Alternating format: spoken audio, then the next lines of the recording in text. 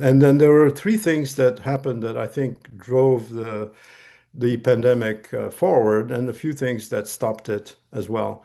So the first one was the delay in understanding what was happening in China. That I think was really, really a problem because it started in October, September, and we didn't know it for 4 months. So that was one. The second is testing.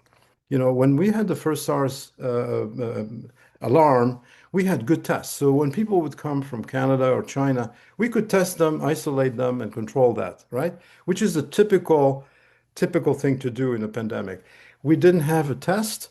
CDC unfortunately did not succeed in producing a test sufficiently, and then FDA put a stop to anybody producing a test for 60 days. So another 60 days were lost.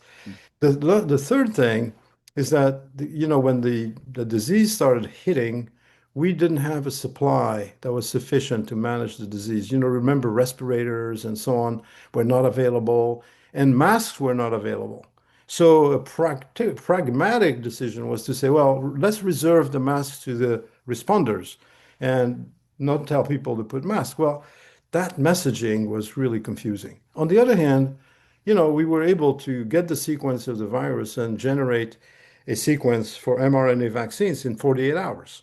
And we were developing a vaccine in 9 months, which saved millions of lives around the world. So you can see, I mean, if you did a postmortem on it, you'd learn a lot from it.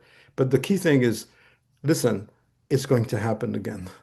I mean, the world environment has changed. The exchange of viruses between human populations and animal sources is increasing because you have a larger population, you have environmental degradation. People in Africa hunt in the forest, just like the people in China were doing.